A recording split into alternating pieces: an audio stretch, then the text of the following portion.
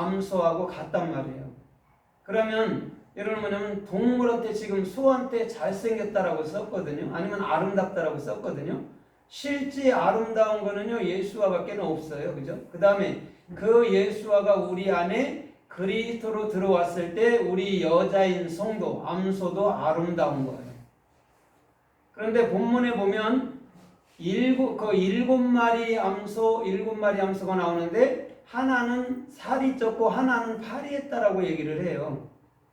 이건 정확히 무엇이냐면 그 십자가의 죽음과 또한 참으로 십자가로 말미암아 부활을 얘기해 주는 거거든요. 그러면서 이게 정확히 뭐냐면 14의 14대로 오신 예수 그리스도, 또 7749라면 뭐라고 그래요? 오순절에 성령이 임한 것까지 다 포함하고 있는 거예요, 이게. 그래서 7년 기근, 7년 풍년 이렇게 나오는 거예요. 근데 요셉은 풍년 때에 잘 그것을 간수함으로 흉년 때를 능히 이겼죠. 그래서 전 세계 사람들을 다 살리고 전 세계 사람들의 땅을 다 여러분을 사로잡아서 다시금 그들에게 세를 주면서 5분의 1을 바치게 만들어 버린 거예요.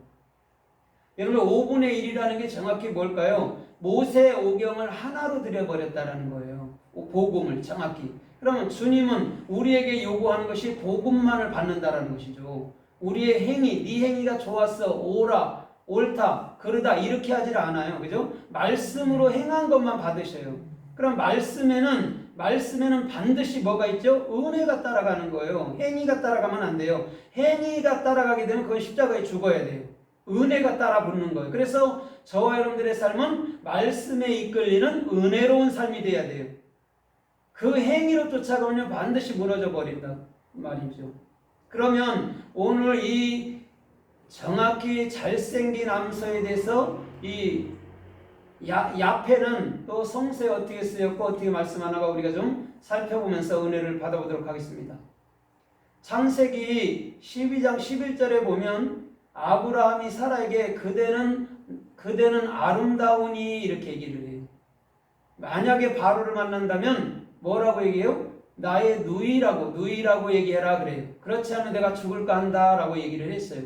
그러면 실제도 역사 속에서도 사라는 아브라함의 그저 배다른 동생이기도 하잖아요. 그죠? 그럼 누이이기도 하지만 아내이기도 하다는 거예요.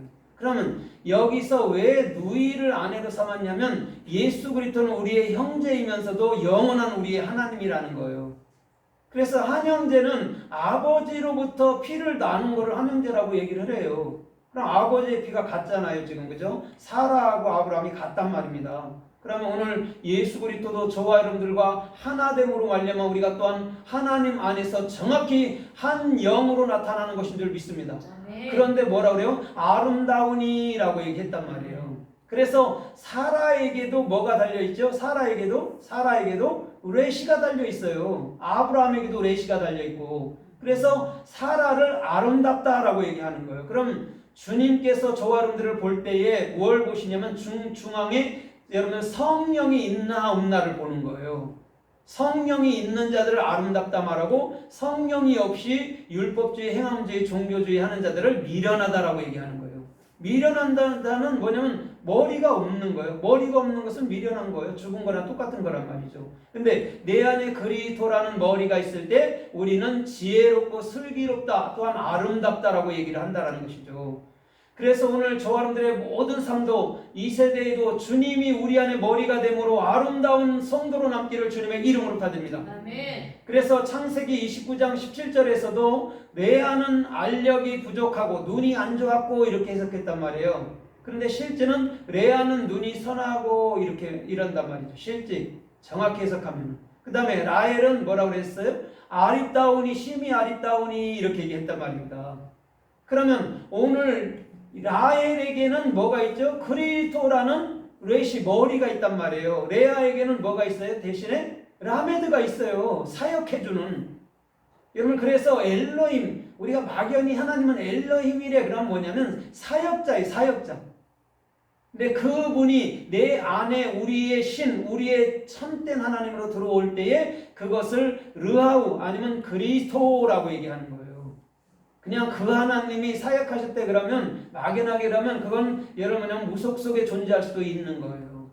그런데 정확히 그것을 우리 안에 그리스도라는 레시 나의 머리로 갖는 자가 영원한 하나님이 완벽하게 규정되어 있는 상태라는 것이죠. 그거와 차이인 거예요. 그래서 막연하게 하나님 부른다면 안 되는 거죠. 이방인들도 부르니까. 근데 우리는 정확히 예수 그리스도라는 정확한 한 하나님이 우리 안에 계신다라는 것이죠. 오늘 주님은 그런 자들을 통해서 아름답다라고 얘기해 줄 줄 믿습니다. 그래서 레아가 먼저 아기를 낳고 레아가 여러분들 유다까지 낳고 십자가로 죽는 거예요. 그 다음에 라헬로 넘어오는 거예요. 그래서 예수님도 이 땅에 유대 자손으로 와서 십자가에 죽는 거예요. 똑같은 얘기를 하는 거란 말입니다. 그러면 그 레아는 예수 사역이고 라헬은 그리스도의 사역이란 말이에요. 그래서 그리스도만이 우리 안에 영원한 머리가 되어주는 거예요. 그럼 예수님이 이 땅에 말씀이 육신으로 왔잖아요. 말씀 육신이거든요. 어떻게 보면 말씀이 육신이 대사가 아니라 말씀 육이에요. 그냥 말씀 육. 원래 정확히 해석하면 그냥 말씀 육이에요. 뛸래야 뛸 수가 없어요. 그냥 뭐 말씀이 육신 됐다 이런 게 아니에요. 말씀 육이에요. 그럼 사역자잖아요. 왜? 그쵸? 십자가에 죽기 위해서 오신 사역자잖아요. 그죠? 그 다음에 십자가에 죽고 났더니 정확히 그분이 내 안에 영원한 왕으로서 존재하는 거예요. 그걸 왕 같은 제사장이라고 우리까지도 우리 주님은 인정해 주는 거예요. 그리스도가 내 안에 뚜렷하기 때문에 네가 왕 같은 제사장이지 이렇게 얘기하는 거란 말이죠. 그럼 왕 같은 제사장은요 어떠한 것에 지배받지 않아요. 그죠? 주님의 뜻을 그냥 행하는데 역점 두고 목적을 두는 것이죠. 그래서 우리의 모든 전 존재의 삶이 오직 주께서 이끄시는 존귀하고 복된 길들만 달려가야 될 줄 믿습니다. 주님은요 그것을 말씀해 주는 거예요. 그래서 예수